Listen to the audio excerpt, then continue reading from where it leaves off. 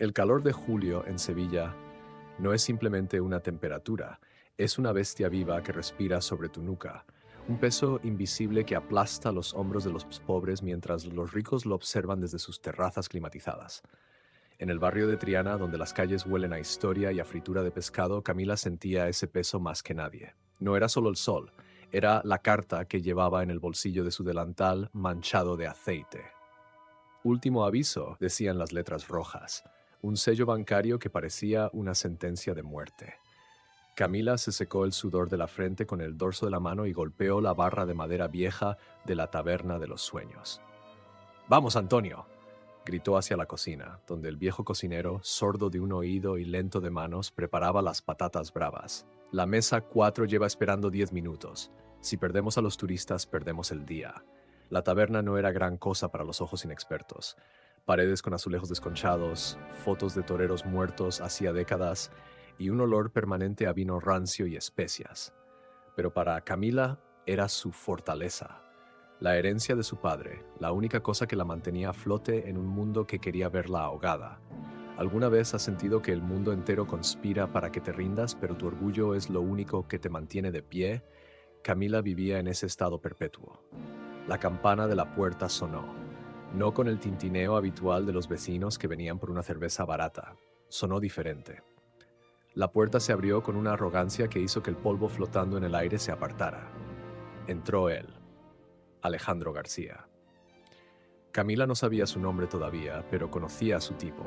Zapatos italianos que costaban más que el alquiler de todo el local, camisa de lino blanco impoluta, un insulto en un barrio donde todos vestían con ropa remendada y unas gafas de sol oscuras que ocultaban unos ojos que probablemente nunca habían visto una factura impagada. El silencio cayó sobre la taberna. Los viejos que jugaban al dominó se detuvieron. La presencia del dinero en Triana siempre traía problemas. O venían a comprar, o venían a desahuciar. Alejandro se quitó las gafas lentamente, revelando unos ojos color miel que barrieron el local con una mezcla de curiosidad y desdén.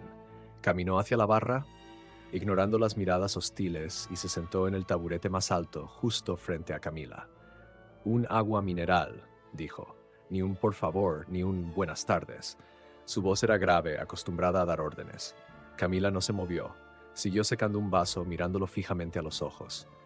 El silencio se estiró como una cuerda de guitarra a punto de romperse. «Aquí servimos vino, cerveza o sangría, señorito», dijo Camila, escupiendo la última palabra con una dulzura venenosa. «Si quieres agua fina, el Hotel Alfonso Terce está al otro lado del río». Alejandro arqueó una ceja. Una leve sonrisa casi imperceptible curvó la comisura de sus labios. He was accustomed to that. Esta chica con el cabello negro recogido en un moño desordenado y los ojos oscuros llameantes de furia lo miraba como si fuera un insecto molesto. «Me gusta este lugar», dijo él, ignorando su hostilidad. «Tiene carácter. Como tú, el carácter no paga las facturas», respondió ella secamente, poniendo una botella de agua del grifo frente a él. «Son 2 euros por el servicio». Mientras Alejandro sacaba un billete de 50 euros y lo dejaba sobre la barra sin esperar cambio, a 3 kilómetros de distancia, en la mansión de los García, el destino de Camila ya estaba siendo escrito. La mansión de los García era un mausoleo de mármol y silencio. En el salón principal, bajo un retrato al óleo de un antepasado severo, estaba sentada doña Mercedes. A sus 70 años, la matriarca de la familia no necesitaba levantar la voz para que la gente temblara. Sus manos, llenas de anillos de rubíes, acariciaban la cabeza de un galgo ruso. Frente a ella, de pie y nervioso, estaba Rogelio, el jefe de seguridad de la familia. «Dime que no es verdad, Rogelio», dijo Mercedes. Su voz sonaba como cristal roto pisado suavemente. «Dime que mi nieto no ha cruzado el puente hacia Triana». Rogelio tragó saliva. «Lo siento, doña Mercedes. El GPS de su coche marca la calle Betis. Ha entrado en ese lugar. La taberna de los sueños». Los ojos de Mercedes se cerraron por un segundo. No era miedo lo que sentía, era odio, un odio antiguo, fermentado durante décadas. «Esa maldita taberna», susurró para sí misma, abrió los ojos y miró a Rogelio. «¿Sabes quién lleva ese lugar ahora? La hija de Manuel, se llama Camila». Mercedes soltó una risa seca, sin humor.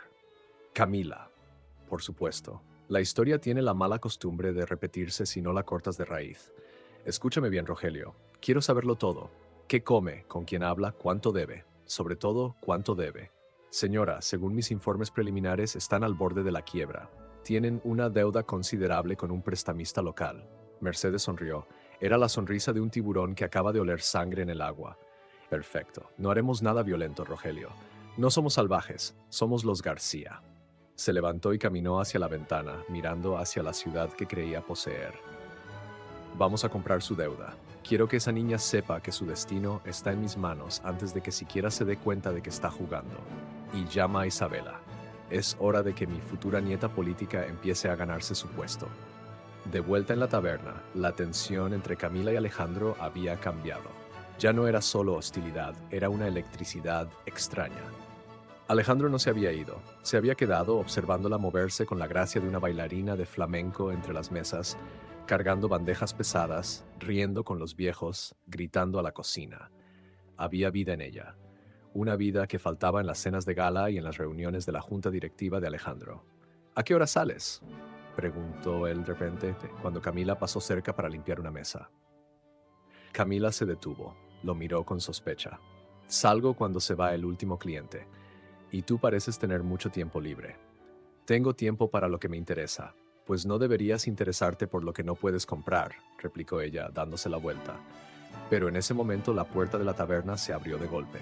El aire se volvió frío. Entraron dos hombres. No eran turistas, no eran vecinos. Llevaban chaquetas de cuero a pesar del calor y tenían cicatrices que contaban historias de violencia. Eran los hombres de El Turco. El bar se quedó en silencio absoluto. Incluso Alejandro desde su taburete sintió el cambio en la atmósfera. Camila se puso pálida. Sus manos, que hasta hace un momento sostenían la bandeja con firmeza, empezaron a temblar levemente. Señorita Camila, dijo el más bajo de los dos, con una sonrisa que mostraba dientes de oro. El jefe nos envía saludos y dice que el plazo de cortesía se acabó ayer. Camila dio un paso atrás chocando contra la barra. Dije que pagaría la semana que viene. ¿Estoy esperando un pago de un evento? El turco no espera, interrumpió el hombre, acercándose peligrosamente. El turco quiere su dinero hoy, o quizás... Miró alrededor de la taberna, cogió un vaso y lo dejó caer al suelo. El cristal estalló con un sonido agudo. O quizás empecemos a cobrar en especies, rompiendo este lugar pedazo a pedazo. Los clientes empezaron a levantarse, asustados. Camila sintió que el suelo se abría bajo sus pies. La vergüenza era peor que el miedo. Que la vieran así, vulnerable, humillada en su propio reino. En esos momentos, cuando la dignidad se rompe frente a todos, uno desearía desaparecer. Pero Camila no era de las que desaparecen. Era de las que pelean, aunque sepan que van a perder. «Salid de mi bar», gritó Camila, agarrando una botella de vino por el cuello como si fuera un garrote. «Llamaré a la policía». Los matones se rieron. El más grande dio un paso hacia ella, levantando la mano para empujarla. Pero la mano nunca llegó a tocar a Camila. En un movimiento fluido, Alejandro se levantó del taburete y se interpuso entre el matón y Camila. Su actitud relajada había desaparecido. Ahora su postura era tensa, sus ojos clavados en los del agresor. «Creo que la dama os ha pedido que os vayáis», dijo Alejandro. Su voz era tranquila, pero tenía el peso de la autoridad, el peso de alguien que nunca ha tenido que pedir permiso. El matón miró a Alejandro, evaluando su ropa cara. «Quítate de en medio, niño rico. Esto no es asunto tuyo. Vuelve a tu palacio antes de que te manchemos la camisa de sangre». Alejandro no retrocedió. Sacó su cartera del bolsillo interior de la chaqueta. «¿Cuánto es?», preguntó, mirando a Camila por encima del hombro. Camila estaba paralizada. «No», gritó ella. «No te atrevas. No necesito tu caridad». «¿Cuánto?», repitió Alejandro, ignorándola, mirando fijamente al matón. 5.000 euros de intereses atrasados», dijo el matón relamiéndose. Más la molestia. Alejandro sacó un cheque en blanco y un bolígrafo de oro. Escribió rápidamente sobre la barra. «Aquí hay 10.000. 5.000 para la deuda y 5.000 para que no volváis a pisar este suelo nunca más». Le lanzó el cheque al pecho del matón. El hombre lo cogió, miró la cifra, miró la firma. Alejandro García. Sus ojos se abrieron de par en par. En Sevilla, el apellido García abría puertas y cerraba bocas. «Vaya», dijo el matón, guardando el cheque con una reverencia burlona. «Un placer hacer negocios con la nobleza. Señorita Camila, tiene usted amigos muy generosos». Los hombres salieron riendo. La puerta se cerró. El silencio volvió, pero ahora era más pesado, más asfixiante. Camila no le dio las gracias. Miró el suelo lleno de cristales rotos, luego miró a Alejandro. Sus ojos estaban llenos de lágrimas de rabia. ¿Quién te crees que eres?, susurró ella con la voz quebrada. ¿Crees que puedes venir aquí y comprar mis problemas? Te he salvado, dijo Alejandro, genuinamente confundido por su reacción. Me has humillado, replicó ella, acercándose a él hasta que sus rostros estuvieron a centímetros. Ahora te debo a ti, y prefiero deberle al diablo que a un niño rico que cree que todo tiene un precio. Alejandro la miró, fascinado. Nunca nadie le había hablado así después de recibir un favor. Sintió algo en el pecho, un golpe sordo. Admiración. No me debes nada, dijo él suavemente. Considéralo una inversión. Volveré por mis intereses. Se dio la vuelta y salió del bar, dejando a Camila temblando de furia y de algo más. Algo que no quería admitir. Lo que Alejandro no sabía era que la escena había sido observada. Al otro lado de la calle, en un coche negro con los cristales tintados, Isabela observaba. La prometida no oficial de Alejandro, una mujer de belleza fría y calculadora, bajó la ventanilla. Tenía el teléfono en la oreja. Tenías razón, tía Mercedes, dijo Isabela mirando cómo Alejandro salía del bar. Él ha pagado su deuda. Ha jugado al héroe. Al otro lado de la línea, la voz de Mercedes sonó satisfecha. Bien, el primer paso está dado. Ahora Alejandro se siente protector. Y esa chica se siente en deuda, aunque su orgullo le diga lo contrario. El orgullo es el mejor instrumento para manipular a los pobres, Isabela. ¿Qué hago ahora?, preguntó Isabela, encendiendo un cigarrillo fino. Ahora, querida, vamos a destruir lo único que le queda a esa chica, su reputación. Mañana es la noche de flamenco en su bar, ¿verdad? Dicen que vienen críticos gastronómicos importantes. Sí. Asegúrate de que esa noche sea un desastre. Quiero que Alejandro vea que esa chica no es una víctima noble, sino un desastre andante. Quiero plagas, quiero comida en mal estado, quiero caos. Y quiero que parezca que fue culpa de ella. Isabela sonrió, exhalando el humo hacia el cartel luminoso de la taberna de los sueños. Considéralo hecho, abuela. Mañana, el sueño de esa gitana se convertirá en una pesadilla. Esa noche, Camila no pudo dormir. Daba vueltas en su cama estrecha, escuchando el zumbido del ventilador viejo. La imagen de Alejandro enfrentándose a los matones se repetía en su mente. Odiaba que la hubiera ayudado. Odiaba sentirse pequeña. Pero sobre todo odiaba la forma en que su corazón había latido cuando él la miró a los ojos. Se levantó y fue a la cocina. Abrió una vieja caja de metal donde guardaba los recuerdos de su abuela. Sacó un papel amarillento, manchado de aceite y canela. La receta de las torrijas especiales. Ayúdame, abuela, susurró Camila a la oscuridad. Siento que viene una tormenta y no tengo paraguas. No sabía cuánta razón tenía. La tormenta no solo venía, ya estaba dentro de su casa. A la mañana siguiente, el caos comenzó temprano. Cuando Camila llegó al bar para preparar el gran evento de la noche, encontró la puerta trasera forzada. Entró corriendo, con el corazón en la garganta. La cocina estaba destrozada, sacos de harina rajados, aceite derramado por el suelo y, lo peor de todo, un olor nauseabundo. Alguien había cortado los cables de los frigoríficos durante la noche. Todo el marisco, la carne, los preparados para la noche más importante del año, todo estaba podrido. Camila cayó de rodillas en medio del desastre. Miles de euros en pérdidas. Y esta noche vendrían los críticos. Si no abría, su reputación moriría. Si abría y servía esto, mataría a alguien. En ese momento de desesperación absoluta, su teléfono sonó. Era un número desconocido. Contestó con mano temblorosa. ¿Sí? Hola, Camila, dijo una voz de mujer, suave, elegante y terriblemente fría. Era Isabela, aunque Camila no lo sabía. He oído que tienes un problema de refrigeración. Qué lástima. Alejandro me habla mucho de ti. Camila se heló.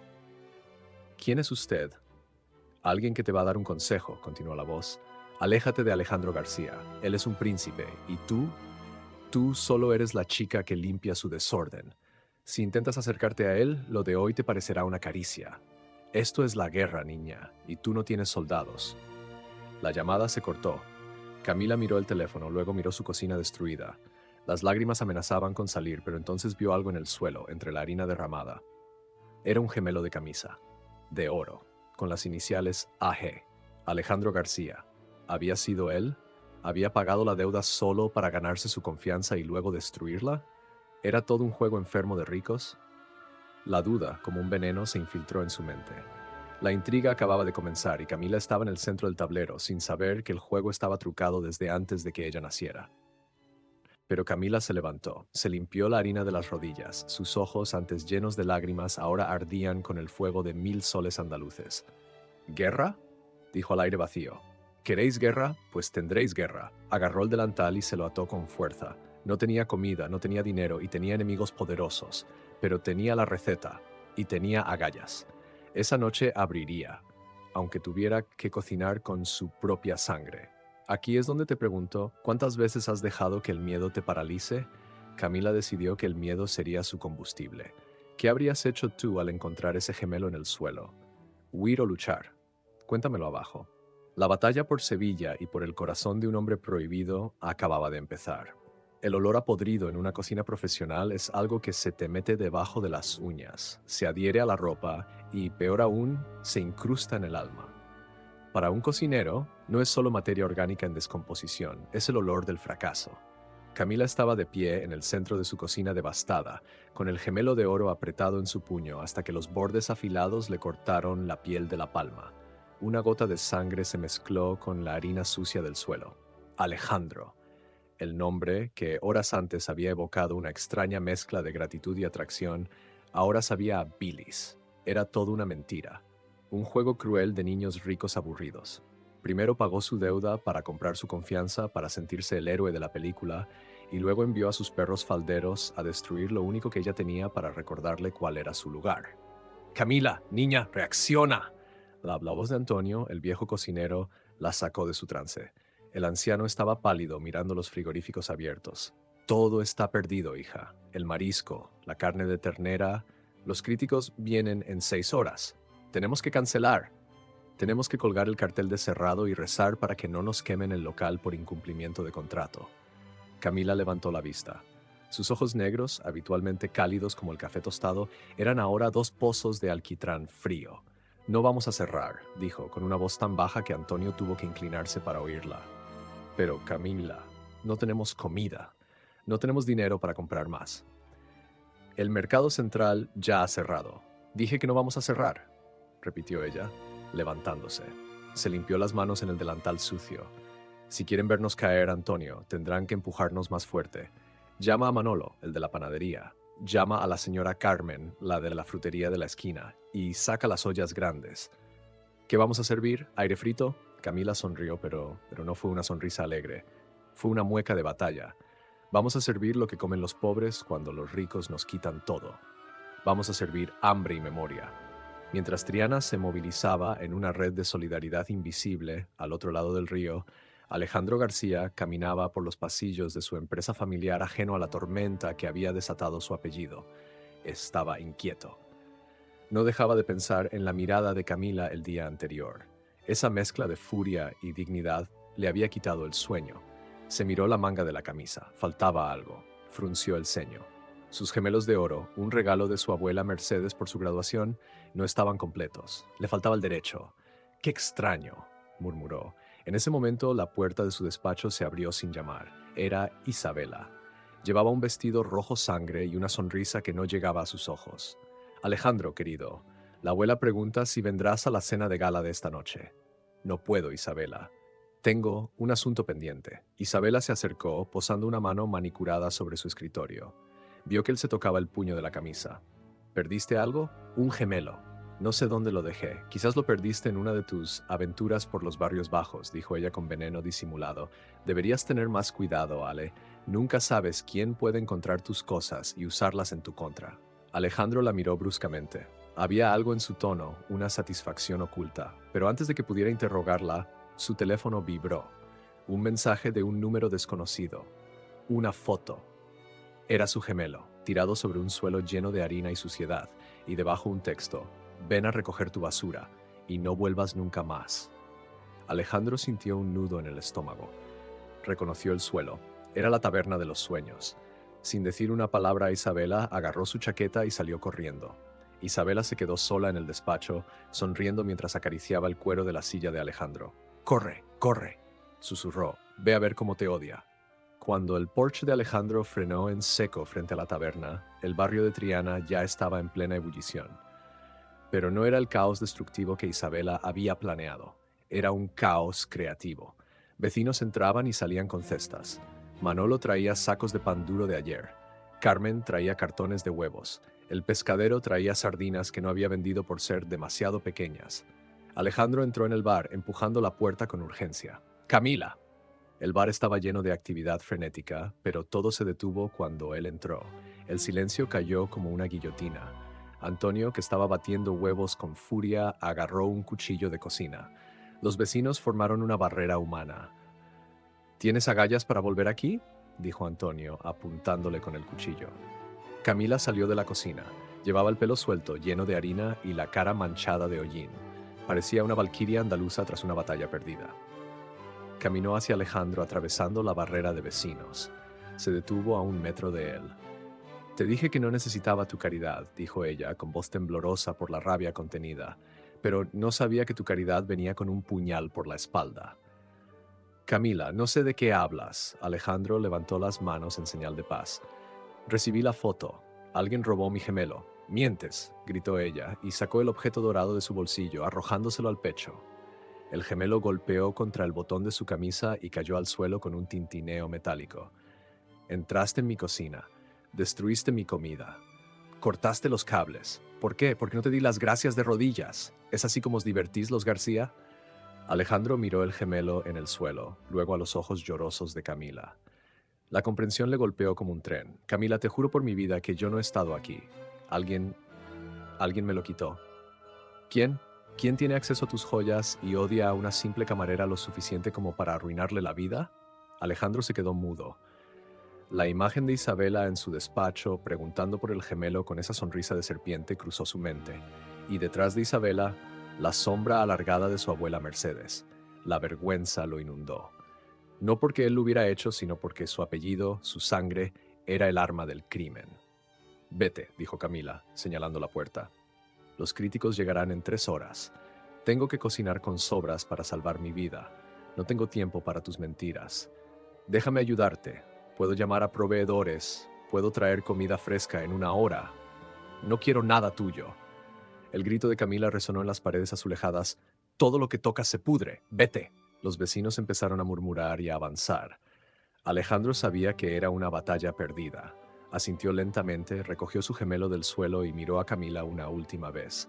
«Descubriré quién hizo esto», dijo con voz grave, «y cuando lo haga, volveré para limpiar mi nombre». «No te molestes», respondió ella dándole la espalda. «Aquí tu nombre ya es Barro». Alejandro salió, sintiendo que cada paso lo alejaba más de la única cosa real que había encontrado en años. Se subió al coche y golpeó el volante con furia. «Isabela», gruñó.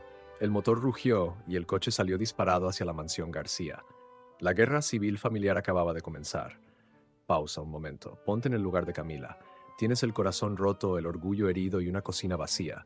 ¿Te rendirías o harías lo que ella está a punto de hacer? A veces, la necesidad es la madre de la invención, pero la rabia es la gasolina. Faltaban 2 horas. «Antonio», dijo Camila, respirando hondo, «olvida el menú francés que habíamos planeado. Olvida las cigalas y el solomillo». «¿Entonces qué hacemos, niña?» «Haremos lo que mi abuela hacía durante la posguerra». Camila cogió el pan duro que había traído Manolo. Torrijas saladas de tomate y jamón, migas de pastor con las sardinas, tortilla de patatas con cebolla caramelizada y, de postre, las torrijas de la abuela, las dulces. Eso es comida de campesinos, Camila. Los críticos esperan vanguardia. Les daremos verdad. La vanguardia está muerta. La verdad nunca muere. ¡A trabajar! La cocina se convirtió en una danza sincronizada. El miedo desapareció, reemplazado por la adrenalina. Camila cortaba, freía y sazonaba con una precisión demoníaca. No cocinaba para impresionar, cocinaba para sobrevivir. Cada plato era un insulto a los García, una declaración de independencia. La noche cayó sobre Sevilla. Las luces de la taberna de los sueños se encendieron. Los primeros clientes llegaron. Luego el coche negro de los críticos gastronómicos. Eran 3 hombres con caras serias y cuadernos de notas. Se sentaron en la mejor mesa, que cojeaba un poco, calzada con un cartón. La música empezó. No era música grabada. Un guitarrista del barrio El Chato empezó a tocar por soleá. Un cante hondo, profundo, doloroso. Camila salió de la cocina con los primeros platos. No llevaba su uniforme habitual. Llevaba un vestido negro sencillo y una flor roja en el pelo. Parecía una reina gitana en el exilio. Colocó las migas con sardinas frente a los críticos. Esto no estaba en el menú, dijo el crítico principal, un hombre gordo con gafas de montura de carey mirando el plato con escepticismo. Esperábamos foie con reducción de Pedro Ximénez. El foie miente, dijo Camila, mirándolo a los ojos. Esto es pan de ayer, pescado de hoy y aceite de esta tierra. Si no les gusta, no tienen que pagar. El crítico arqueó una ceja, sorprendido por la audacia. Cortó un trozo, se lo llevó a la boca y masticó. Se detuvo, cerró los ojos. La sencillez del sabor, la perfección de la fritura, la intensidad del pimentón, era un viaje en el tiempo. Dios mío, murmuró el crítico, sabe a la cocina de mi madre. La cena fue un triunfo absoluto, no por el lujo, sino por la emoción. La gente reía, comía con las manos, mojaba pan en las salsas, el vino corría. El sabotaje de Isabel había obligado a Camila a volver a sus raíces, y sus raíces eran más fuertes que cualquier ingrediente gourmet. Pero la noche no había terminado. A las 23, cuando el ambiente estaba en su punto álgido, el guitarrista dejó de tocar de golpe. La puerta se abrió. No entraron matones esta vez. Entró una mujer apoyada en un bastón de ébano con empuñadura de plata. Llevaba un abrigo de piel a pesar del calor y joyas que brillaban más que las lámparas del local. Doña Mercedes García. El silencio fue sepulcral. Los vecinos sabían quién era. Era la dueña de medio Sevilla. La mujer que podía comprar el barrio entero y convertirlo en un aparcamiento. Alejandro no estaba con ella. Estaba sola, salvo por su chofer que esperaba en la puerta. Mercedes caminó lentamente entre las mesas. El sonido de su bastón contra el suelo era el único ruido. ¡Toc, toc, toc! Llegó a la barra donde Camila estaba limpiando una copa. Las dos mujeres se miraron. Juventud contra vejez. Fuego contra hielo. Pobreza digna contra riqueza arrogante. Así que tú eres la chica, dijo Mercedes. Su voz no era alta, pero se oyó en todo el local. La que ha hecho que mi nieto pierda la cabeza y sus gemelos. Camila no bajó la mirada. Bienvenida a la taberna de los sueños, señora García. ¿Viene a comer o a insultar? Si es lo segundo, la puerta está abierta. Un murmullo recorrió la sala. Nadie le hablaba así a la doña. Mercedes sonrió levemente, una sonrisa fría. Tienes agallas, estúpidas, pero agallas al fin y al cabo.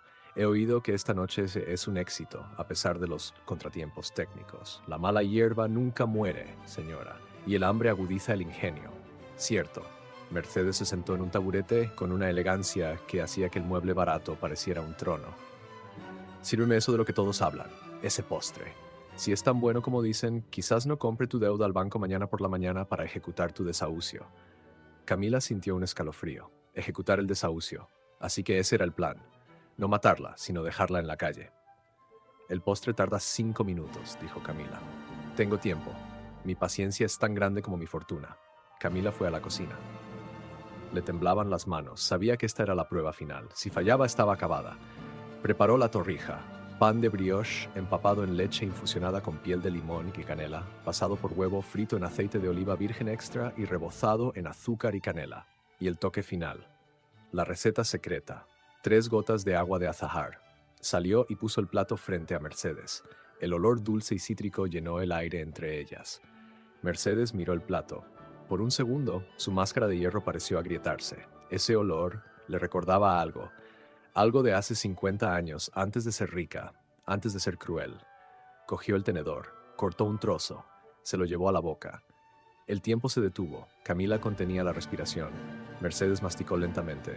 Sus ojos se humedecieron ligeramente, pero parpadeó rápidamente para ocultarlo. Tragó. Dejó el tenedor sobre el plato con un tintineo suave. Está aceptable, dijo Mercedes, recuperando su compostura. ¿Solo aceptable?, preguntó Camila, desafiante. Mercedes se inclinó hacia adelante, bajando la voz para que solo Camila pudiera oírla. ¿Sabes a quién le robaste esta receta, verdad? Ese toque de azahar, solo una persona en Sevilla lo hacía así. Mi hermana, la que murió en la pobreza porque se enamoró de un don nadie, como tú. Camila se quedó helada. ¿Su abuela era hermana de esta mujer? ¿Eran familia? No sé de qué habla, susurró Camila. Es la receta de mi abuela Elena. Mercedes pronunció el nombre con amargura. Sí, Elena, la que eligió el amor antes que el deber. Mírate, eres igual que ella y acabarás igual que ella. Mercedes se levantó alisándose el abrigo. La comida es buena, niña, pero no lo suficiente para borrar tu clase social. Disfruta de tu éxito de esta noche, porque mañana la realidad volverá a llamar a tu puerta, y la realidad soy yo. Mercedes se dio la vuelta y salió del bar dejando tras de sí un rastro de perfume caro y amenazas veladas. Camila se quedó mirando la puerta cerrada, su mente daba vueltas. ¿Familia? ¿Ella llevaba sangre García? Eso cambiaba todo. O tal vez lo hacía todo mucho más peligroso. Mientras tanto, en la mansión García, Alejandro entraba como un huracán. Encontró a Isabela en el salón, bebiendo champán. Tú, gritó Alejandro, agarrándola por el brazo, tú fuiste a la taberna. Tú saboteaste la cocina. Isabela se soltó con un movimiento brusco, derramando su copa. Ay, por favor, Alejandro, no seas dramático. Solo estaba protegiéndote. Esa chica es una cazafortunas. Esa chica tiene más dignidad en un dedo que tú en todo tu cuerpo. Alejandro estaba fuera de sí. Se acabó, Isabela, nuestro compromiso, el acuerdo de las familias. Isabela lo miró y su rostro se transformó. La máscara de niña buena cayó. No puedes dejarme, Alejandro, dijo con una voz que helaba la sangre. Si me dejas, le contaré a la abuela lo que realmente pasó la noche del accidente de tu padre, lo que tú hiciste. Y entonces, no solo perderás tu herencia, perderás tu libertad. Alejandro palideció, dio un paso atrás. Tú prometiste que nunca hablarías de eso. Las promesas cambian cuando las circunstancias cambian, querido. Isabela sonrió, volviendo a llenar su copa. Ahora, siéntate y tómate una copa conmigo. Mañana tenemos una boda que planear. ¿Pensabais que el problema era solo una cocina rota? El pasado de Alejandro esconde un secreto oscuro, uno que Isabela usa como cadena. ¿Y Camila? Camila acaba de descubrir que su enemiga podría ser su propia sangre. Los lazos de sangre a veces son nudos corredizos. En la taberna, Camila recogía los platos. Estaba exhausta, pero viva. Había sobrevivido a Isabela, había sobrevivido a los críticos y había sobrevivido a Mercedes. Pero cuando fue a cerrar la caja registradora encontró un sobre blanco deslizado debajo. No tenía sello, lo abrió. Dentro había una sola foto, una foto antigua en blanco y negro, dos niñas cogidas de la mano. Detrás, escrito con tinta roja fresca, la sangre llama a la sangre, pero la herencia exige sacrificio. ¿Qué estás dispuesta a sacrificar, sobrina? Camila miró la foto. Sus manos temblaban. La guerra ya no era por dinero, era por identidad. Y acababa de volverse personal. La madrugada en Sevilla tiene un color especial, un azul profundo que se diluye lentamente en oro. Pero para Camila esa mañana el amanecer parecía gris, teñido por la ceniza de una revelación que le quemaba las manos. Estaba sentada en el suelo de su pequeño salón, rodeada de cajas de cartón viejas que olían a humedad y a tiempo cerrado. La foto en blanco y negro descansaba sobre sus rodillas. Dos niñas. Una con una sonrisa tímida y dulce, su abuela Elena. La otra con una mirada posesiva y desafiante, incluso a los 10 años, Mercedes García. Hermanas. La palabra resonaba en la mente de Camila como un insulto. ¿Cómo podía compartir sangre con esa mujer de hielo? ¿Cómo podía ser que la pobreza de su familia fuera el resultado de la opulencia de la otra rama? Camila abrió el diario de su abuela, un cuaderno de tapas de cuero desgastado que había encontrado al fondo del baúl. Las páginas crujieron, frágiles. La caligrafía de Elena era elegante, picuda, llena de emoción. 14 de agosto de 1974. Mercedes lo ha hecho. Ha convencido a papá. Dice que yo no tengo cabeza para los negocios, que soy demasiado romántica, demasiado débil. Se ha quedado con la fábrica de aceites. A mí me han dejado la casa vieja en Triana y las deudas. Pero no me importa el dinero. Lo que me duele es la traición. Lo que me duele es que ella sabe que Rafael me amaba a mí y aún así se casó con él por despecho solo para ganar. Ha ganado el apellido, pero ha perdido su alma. Camila cerró el diario de golpe. Su respiración se aceleró. Rafael, el abuelo de Alejandro, la historia no era solo sobre dinero, era sobre celos. Mercedes García no odiaba a Camila por ser pobre. La odiaba porque era la nieta de la mujer que su marido realmente amó. Camila era la prueba viviente de que Mercedes nunca fue la elegida del corazón, solo la dueña de la cartera. Es una guerra de fantasmas, susurró Camila, poniéndose de pie. Sentía una mezcla de miedo y una furia renovada. Y yo soy el campo de batalla. Mientras tanto, en el ático de lujo de Alejandro, el aire acondicionado zumbaba silenciosamente, manteniendo el mundo exterior a raya. Pero el frío que sentía Alejandro no venía de los conductos de ventilación. Venía de la mujer que dormía plácidamente en su cama, con las sábanas de seda enredadas en sus piernas perfectas. Isabela, su prometida, su carcelera. Alejandro se levantó con cuidado, cogió un vaso de whisky, demasiado temprano para beber, pero demasiado tarde para que le importara, y salió a la terraza. Sevilla se extendía bajo sus pies, hermosa y cruel. Recordó la noche del accidente. Hace 5 años. Lluvia, una carretera comarcal llena de curvas y una discusión acalorada con su padre en el coche. No eres digno de este imperio, Alejandro. Eres débil como tu madre. Luego, el frenazo, el derrape, el mundo girando, el impacto contra el árbol y el silencio. Cuando despertó, estaba en el hospital. Isabela estaba allí, su abuela Mercedes estaba allí. Le dijeron que él conducía, que tenía alcohol en sangre, que su padre había muerto en el acto y que, si la verdad salía a la luz, Alejandro iría a la cárcel por homicidio imprudente. Pero la familia lo había arreglado. Habían pagado a la policía, habían cambiado el informe, habían puesto a un chofer fantasma al volante. Isabela guardaba la única copia del informe original de toxicología y las fotos de Alejandro en el asiento del conductor, inconsciente y sangrando. Disfrutando de las vistas asesino, la voz de Isabela lo sobresaltó. Estaba apoyada en el marco de la puerta, envuelta en una bata de seda roja. Alejandro apretó el vaso hasta que sus nudillos se pusieron blancos. Deja de llamarme así. Es lo que eres, cariño. Mataste al gran Esteban García. Si el mundo lo supiera, las acciones caerían en picado, tu abuela moriría de vergüenza y tú te pudrirías en una celda con gente que no usa colonia de marca. Isabela se acercó y le acarició la mejilla con una uña afilada. Pero no te preocupes, tu secreto está a salvo conmigo, siempre y cuando seas un buen niño. ¿Qué quieres ahora, Isabela?, preguntó él, apartando la cara con asco. Quiero una fecha. La abuela está impaciente. Quiero que anuncies nuestra boda hoy mismo, en la rueda de prensa de la fundación. Eso es en 2 horas. No puedo. Sí puedes, y lo harás. Su voz se volvió dura. Porque si no lo haces, enviaré ese sobre a la fiscalía antes de que termine el día. Y de paso, le enviaré una copia a tu querida camarera. ¿Cómo crees que te mirará esa santurrona de Camila cuando sepa que el hombre que la salvó mató a su propio padre y huyó de la justicia? Alejandro sintió que el aire se le escapaba de los pulmones. La amenaza de perder su libertad era aterradora, pero la idea de ver el asco en los ojos de Camila, eso era insoportable. Lo haré, dijo con voz muerta. Anunciaré la boda. Buen chico. Isabela le dio un beso casto en la mejilla.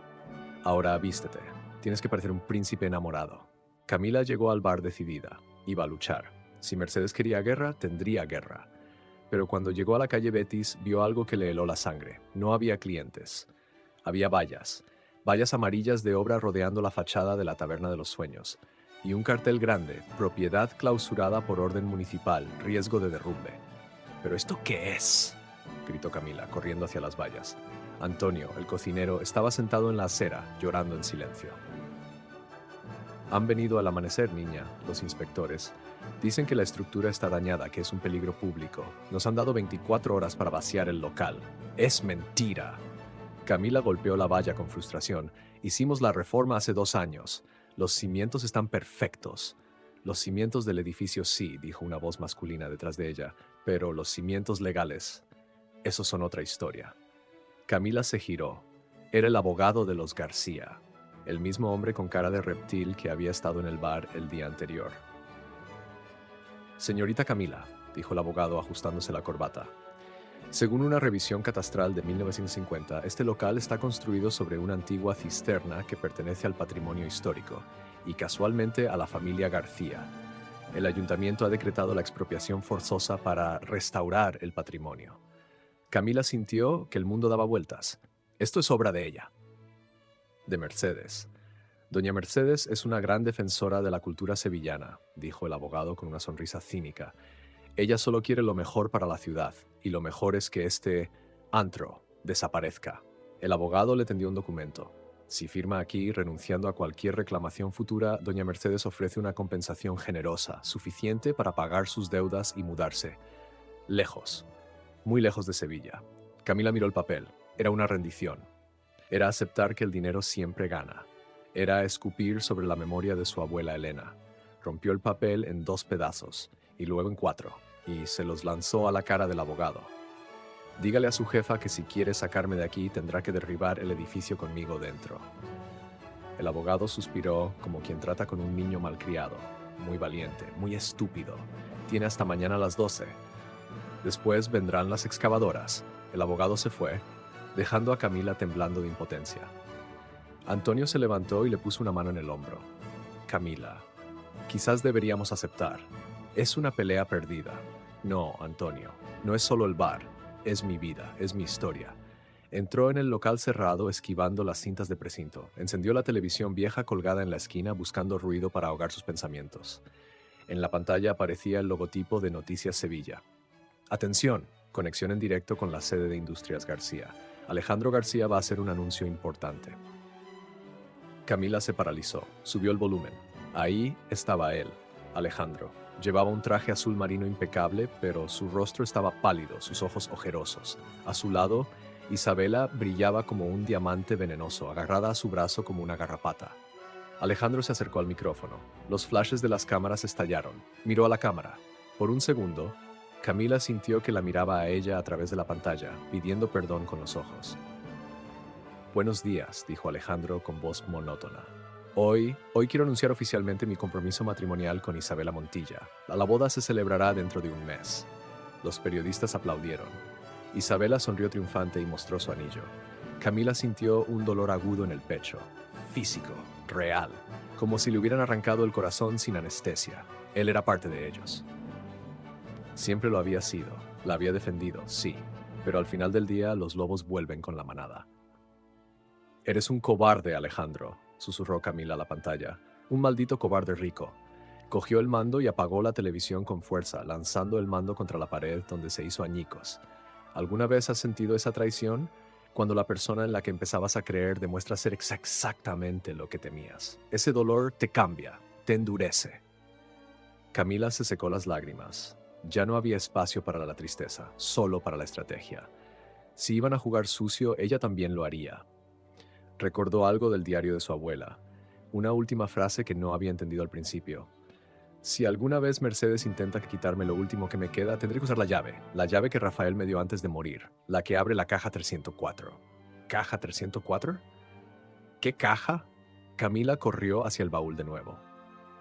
Buscó frenéticamente, cartas, fotos, recibos, y entonces lo vio.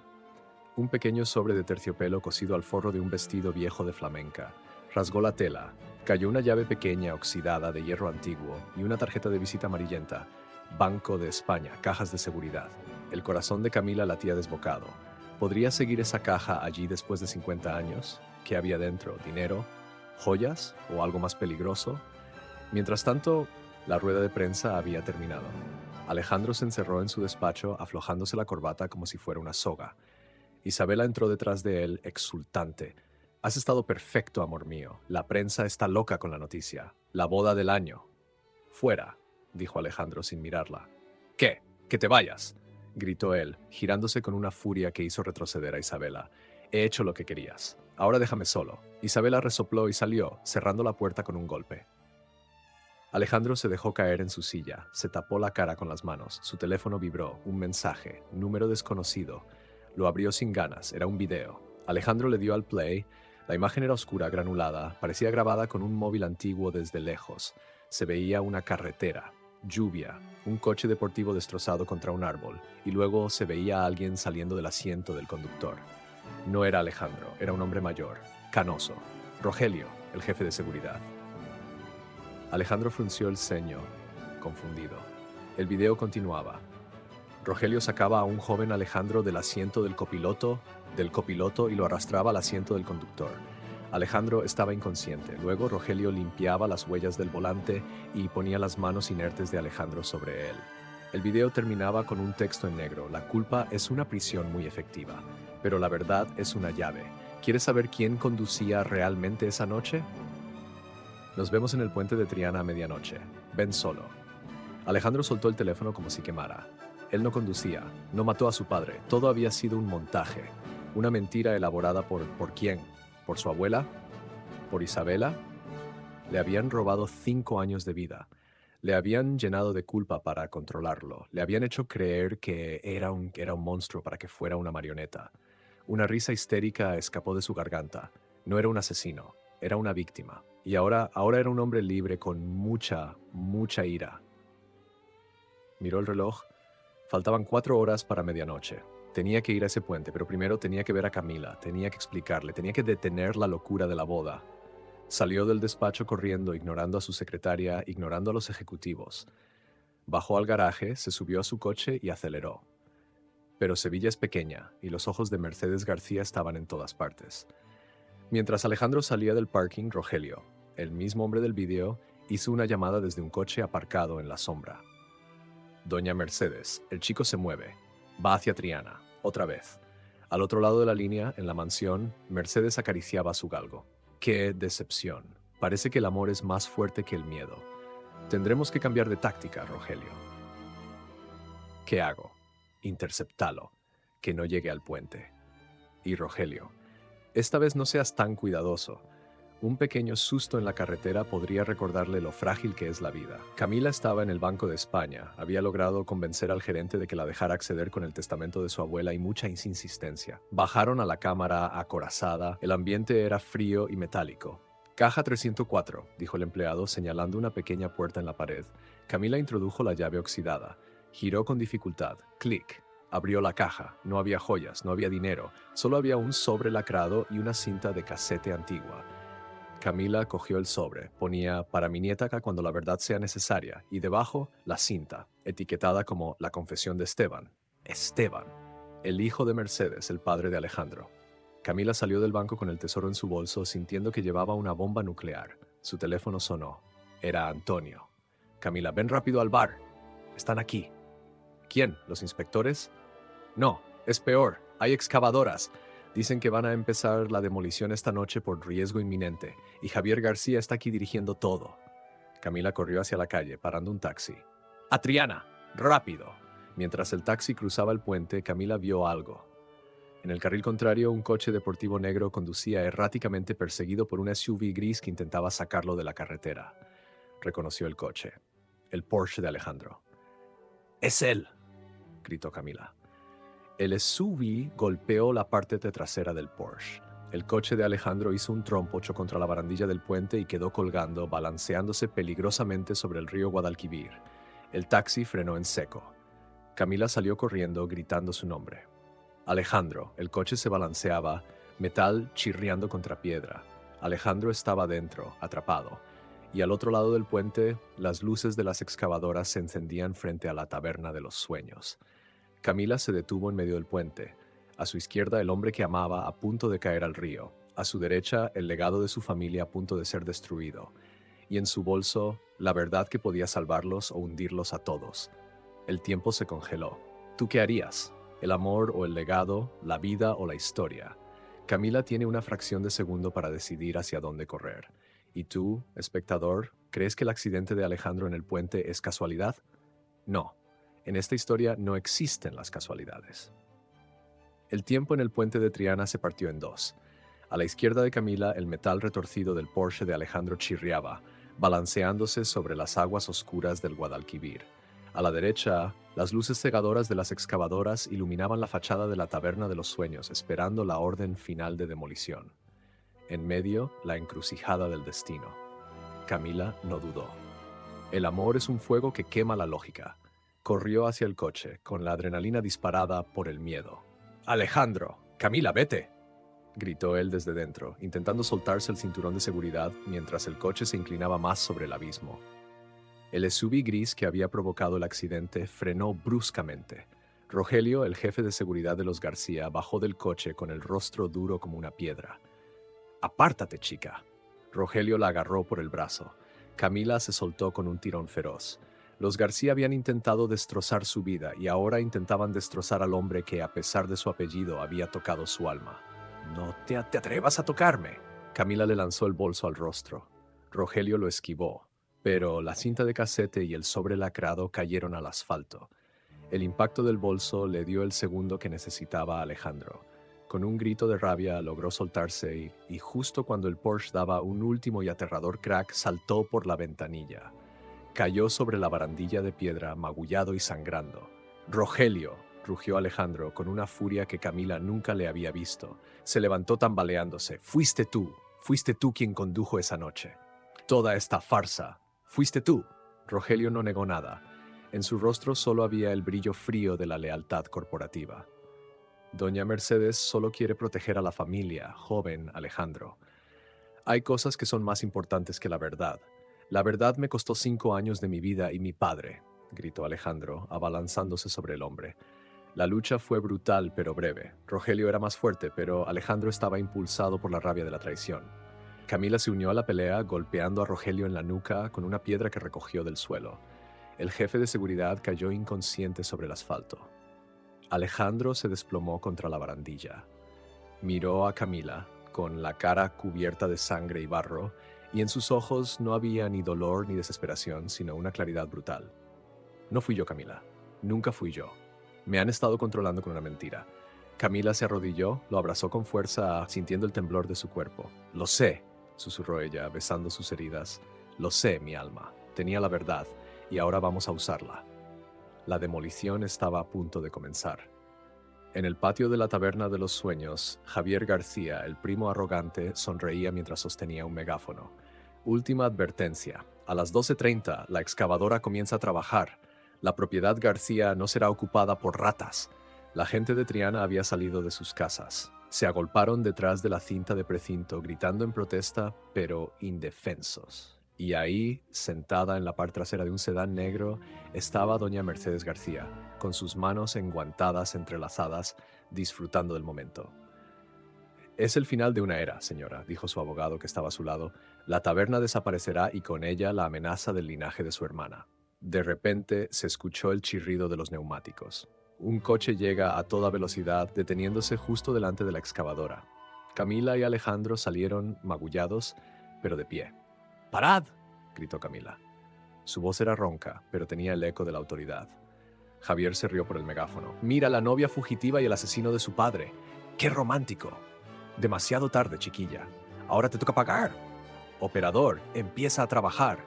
El brazo de acero de la excavadora se levantó con un horrible chirrido, listo para golpear la pared de la taberna. Camila corrió hacia la excavadora y se puso justo delante de las cadenas. El operario frenó. «No te muevas, loca», gritó Javier. «No me iré», gritó Camila. «Hasta que no escuchen esta cinta, nadie toca mi casa». Se acercó al coche de Mercedes, ignorando al abogado. Alejandro, apoyándose en la espalda de un vecino, le hizo una señal. Mercedes bajó la ventanilla. Su rostro era una máscara de absoluta frialdad. «¿Qué escena tan dramática, Camila?», dijo Mercedes. «¿Qué tienes ahí? ¿Una vieja canción de amor? Sinceramente me has aburrido. Llevadla al coche, Rogelio». «Rogelio no vendrá, abuela», dijo Alejandro saliendo de las sombras. «Rogelio está en la cárcel. La policía tiene el informe de su accidente». El informe real. Mercedes palideció. Miró a su nieto con puro terror. «Mientes». «No miento», dijo Alejandro, «pero el verdadero mentiroso es el hombre que te robó el corazón hace 50 años. El hombre que se casó contigo, pero nunca dejó de amar a Elena. El hombre que te grabó para que su hijo fuera libre». Camila sacó la cinta de casete y la puso en la grabadora portátil que Antonio había traído. Conectó los altavoces a un micrófono. El clic de la cinta sonó alto, y entonces se oyó una voz, temblorosa pero clara, la voz de Esteban García, el padre de Alejandro. «Si estás escuchando esto, es que Mercedes ha vuelto a usar su veneno. Rogelio lo hizo. Ella le pagó para que condujera mi coche sabiendo que yo estaba ebrio, y él era un asesino a sueldo silencioso. Ella me odiaba por no amarla como a Elena. Pero ese no es el secreto. El secreto, Alejandro, es que la fortuna de los García no vale nada. El negocio de aceites se arruinó hace años. La única cosa de valor que poseemos es la tierra de Triana. La taberna de los sueños. Es lo que tu abuela Elena recibió en el reparto. No era la ruina, era el título dorado de la familia.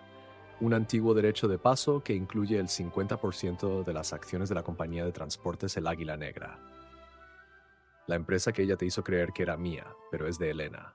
Y la llave de esa empresa es esa taberna. La única manera de hacerla legalmente suya fue casarse con Mercedes, quien la usó para encubrir la verdad». La cinta crujió y se detuvo. El silencio que cayó sobre la calle fue más pesado que la excavadora. Javier García dejó caer el megáfono. El abogado de Mercedes parecía haber visto un fantasma, y doña Mercedes, su rostro se contrajo. Su máscara se hizo añicos. «Mentira», gritó, su voz ahora un chillido histérico. «Esa taberna es una ruina, es una mentira de los pobres. No es una mentira, señora García, dijo Camila con el diario de Elena en la mano. Lo abrió y leyó la fecha de 1974. Ha ganado el apellido, pero ha perdido su alma. Tú siempre has sido la perdedora, Mercedes, dijo Camila con calma. Robaste el amor, robaste la empresa de tu hermana y luego intentaste robar el alma de tu nieto. Pero la sangre es la verdad, y la verdad siempre vuelve. La policía, a la que Alejandro había llamado desde el puente, llegó con sirenas ululantes y detuvo a Rogelio, todavía inconsciente, y al abogado. Mercedes se quedó sola. Cayó hacia atrás en su asiento, su cuerpo temblaba con un quejío de dolor y derrota que sonaba más desgarrador que el flamenco más triste. Toda su vida había sido una mentira construida sobre el terror. El juego ha terminado, abuela, dijo Alejandro, sin odio, solo tristeza. El epílogo, la justicia y el amor. Días después, la taberna de los sueños estaba abierta. No había excavadoras, sino pintores. Alejandro, ahora libre de culpa y heredero legítimo de una gran parte de la compañía, gracias a la exposición de la verdad, estaba allí con Camila. Javier fue desheredado por complicidad en el desahucio. Doña Mercedes, humillada y sola, fue enviada a una clínica psiquiátrica de alta seguridad, donde el único amor que recibía era el de sus enfermeras. La taberna fue reconstruida y renombrada, el legado de Elena. ¿Sabes?, dijo Alejandro, sirviendo una tapa de jamón a Camila. Tienes razón. Me he pasado la vida en la cima de un imperio de mentiras, y la única cosa real que encontré fue en un bar que olía a aceite rancio. Camila sonrió. Había paz en su corazón. Miró a su alrededor. El bar estaba lleno de vecinos, de vida. La verdadera riqueza no está en las acciones, sino en la confianza, Alejandro. En que los García y los de Triana comamos en la misma mesa. Alejandro cogió su mano. Nunca te pediré que dejes este lugar. Es nuestro imperio. Y la receta de las torrijas es el sabor de la victoria, dijo Camila. El sabor de la verdad. El hombre rico se casó con la camarera, pero ella no se casó con su dinero. Él se casó con su dignidad. Juntos no solo reconstruyeron la taberna, sino que usaron la fortuna García para crear una fundación que ayudaba a las pequeñas empresas de Sevilla. La gran lección de esta épica es simple, Kanki. No importa cuánto dinero o poder tengas, el secreto más grande es el que guardas en tu corazón. El orgullo y la venganza de Mercedes la consumieron. La honestidad y el amor de Camila la salvaron. La historia de la batalla entre la vergüenza y el orgullo ha terminado.